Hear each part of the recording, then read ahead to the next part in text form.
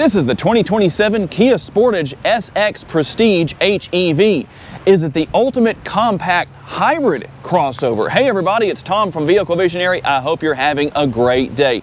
The exterior color on this all-wheel drive model is called Heritage Blue, and it has a gray interior. When you look at the front end, you're going to have that classic look with your LED projector beam headlights. Everything's going to be here. We're going to show you everything over on that side. LED daytime running lights, LED turn signal indicators, and as we work our way right down here, my shadow is actually going to help right here. Also our LED fog lights, something you can't get on the Honda CR-V across any trim level. So there's a benefit for those of you that are looking for that right there.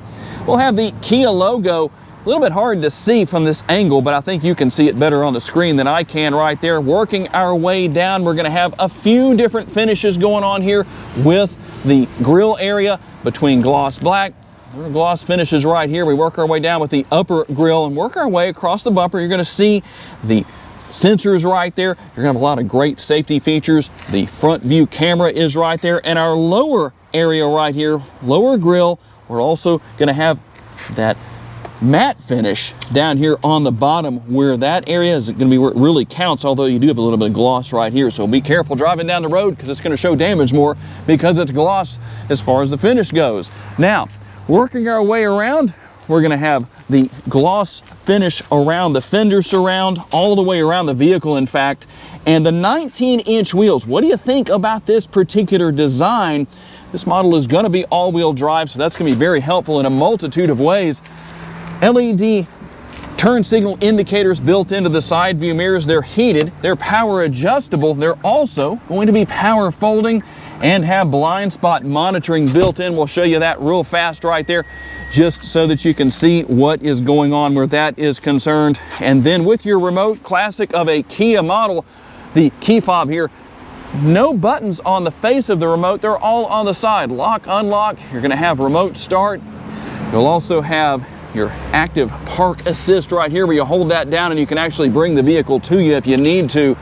And then we work our way up here with our roof rails up top. You can get the crossbars if you need those to increase your cargo space. In the middle of that is going to be the nice large panoramic sunroof. We'll work our way around here to the back.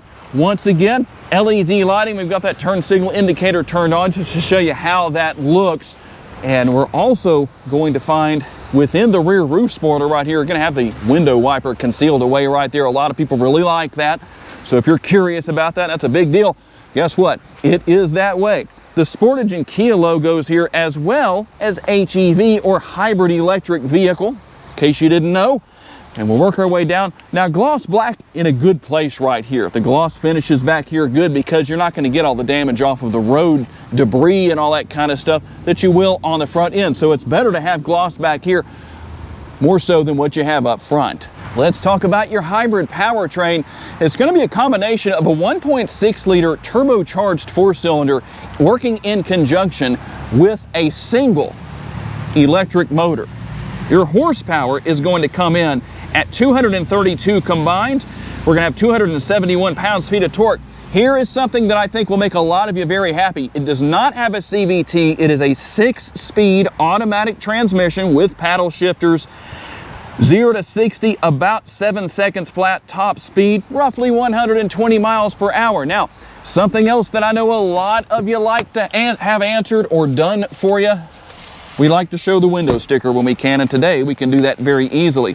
Here are your potential MPGs: 35 city, 36 highway, 35 combined, and 2.9 gallons of gas per every 100 miles driven. If you want to know about what the window sticker looks like, I'm sorry the wind's blowing that a little bit, you might want to pause the video and take a look. And on the heels of the MPGs, let's talk about the gas tank details. Going to have the gas cap instead of capless fuel fill, and a 13.7 gallon gas tank. On a full tank of gas in the city, you should be able to drive about 480 miles and about 493 miles out on the highway. You have two different numbers when it comes to your towing capacity.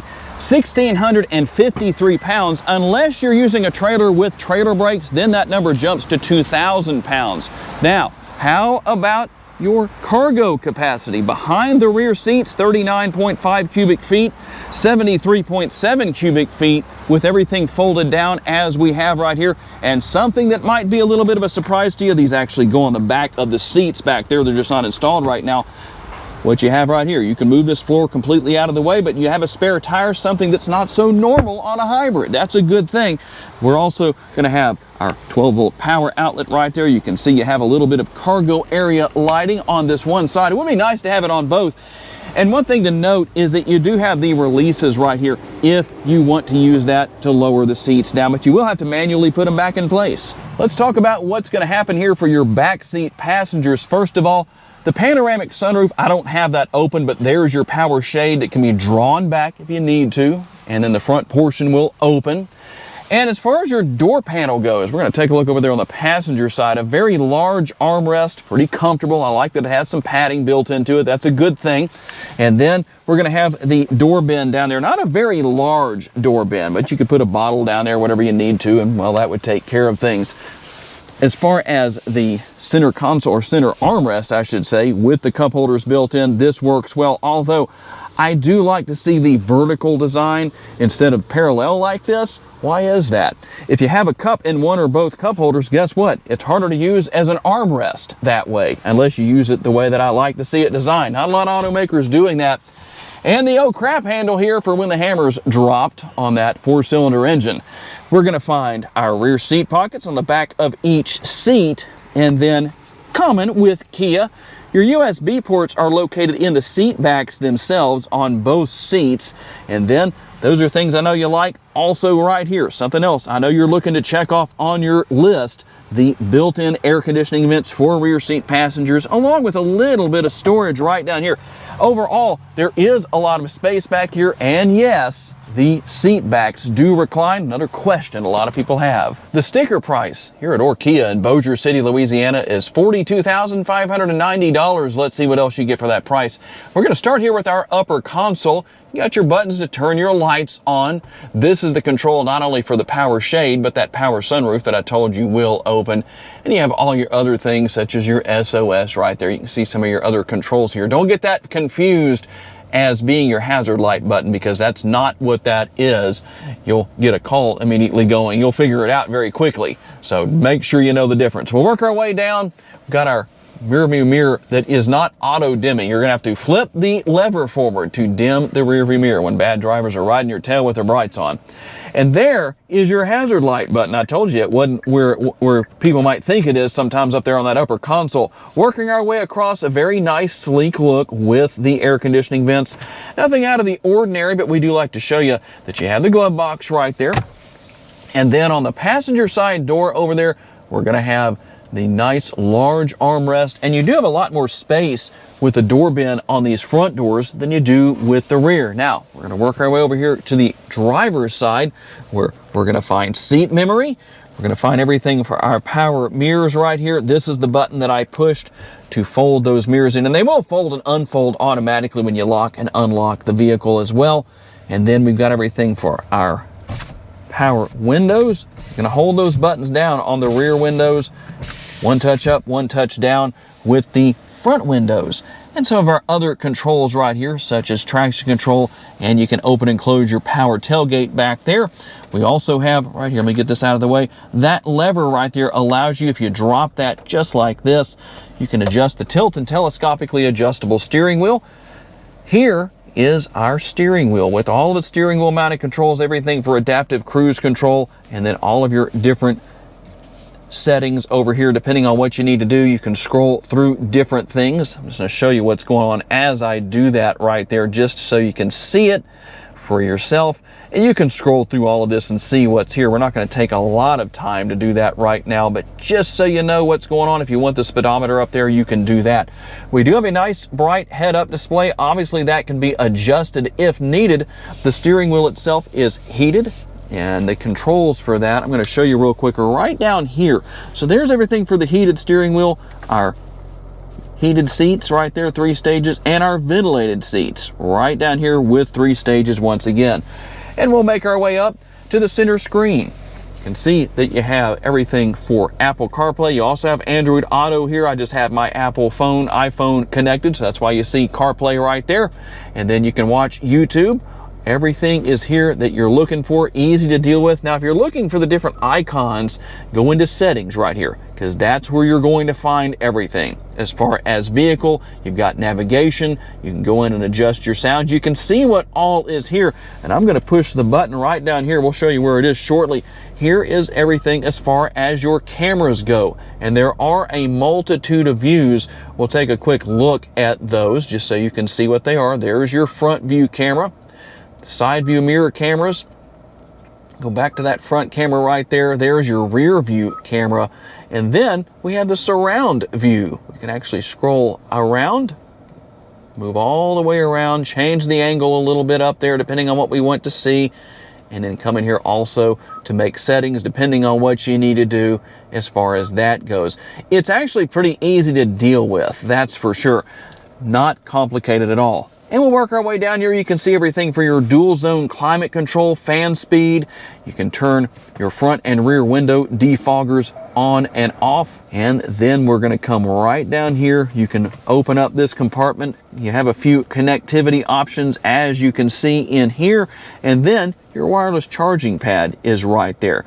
And if we want to conceal that away, well, there we go. Easy to deal with. Here's the button to start and stop the engine. Now, tell me what you think about this rotary dial style shifter. You're going to put your foot on the brake, and then you just bump it over to go into drive, neutral, reverse, whatever you need to, and then push the P right there to go into park.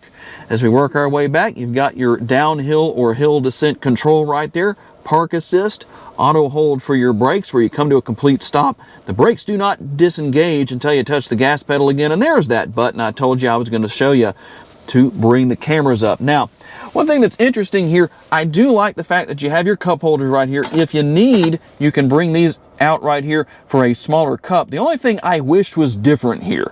I wish you could push that button and it would go back in just like that. You have to do it yourself. Not a big deal, but just one of those things that seems like it'd be a little bit more convenient if you didn't have to manually put them back in place. A little bit of space right here, and with the center console lid, that doubles as an armrest. And then when we open that up, guess what? There is a 12-volt power outlet in here if you were wondering about that, and a little bit of storage space. For those who want to hear it, here's a quick audio sampling of the Harman Kardon audio system in this Kia Sportage.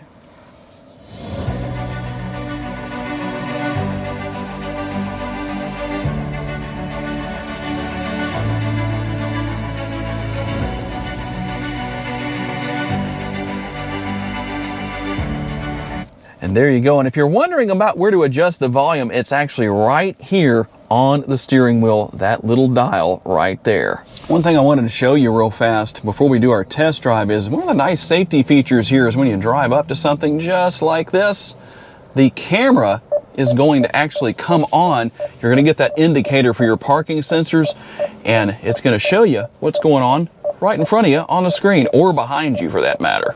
All right, here we go on the test drive with a very nice, comfortable ride quality and comfortable seats. That's going to work well on the long road trips or just cruising around town. Whatever the situation is, very comfortable, plenty of adjustability between the driver's seat itself and the steering wheel. Now, the driver's seat and the passenger seat are both power adjustable. Driver's seat with lumbar support, and the steering wheel can be adjusted as well. So one thing I didn't show in the video is that when you turn your blinkers on, your turn signal indicators, you're going to get the side view camera mirror on. When you do that, it's going to come on and show you what's in your blind spot. That's going to be a bonus.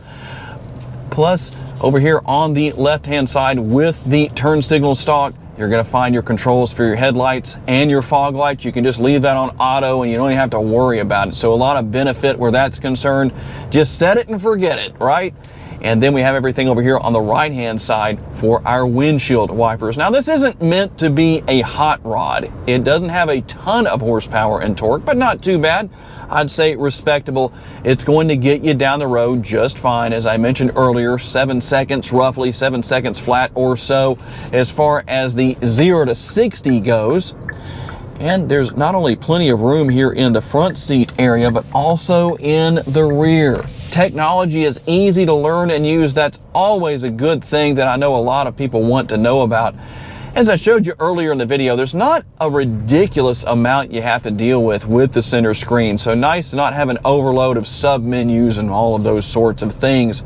So it's useful, but it's simplistic. That's always a nice benefit. And the advantage of all-wheel drive goes a long way, because obviously if you're dealing with low traction situations, it doesn't have to be snow and ice. I know people who live in the mountains and their driveways are so steep. Not in Louisiana, this is in Colorado. Before anybody says anything in the comments, yes, there's one mountain in Louisiana, but it's not very tall. But in Colorado, one friend of mine has such a steep driveway to the point that if you don't have four-wheel drive or all-wheel drive, getting up that driveway is a bit of a challenge. So you can have benefit there too. A lot of good things, that's for sure. Easy to see out of. Obviously you have the ability to use your cameras as you need to, and so many great safety features to benefit as you're driving down the road. But obviously just pay attention, that's the most important part. But overall, I'd say you get quite a bit for the price. I know nothing in this day and age as far as brand new vehicles is inexpensive, that's for sure.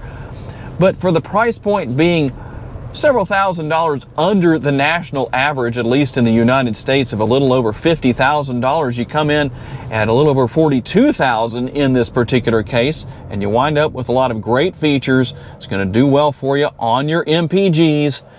And it's a good, reliable vehicle. And there it is, the 2027 Kia Sportage HEV SX Prestige.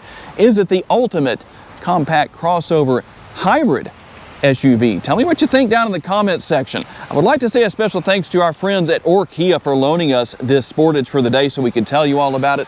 And a special thanks to all of you for being kind enough to give us the opportunity to give you a vision for your next vehicle. If you enjoyed this video, please hit the like button. That's very helpful and greatly appreciated. Make sure to subscribe and share this video on your timelines on social media so other people can see it. And if you would like to learn about additional vehicles you may wish to consider purchasing, check out one of the videos that's on the screen right now, and we'll see you there.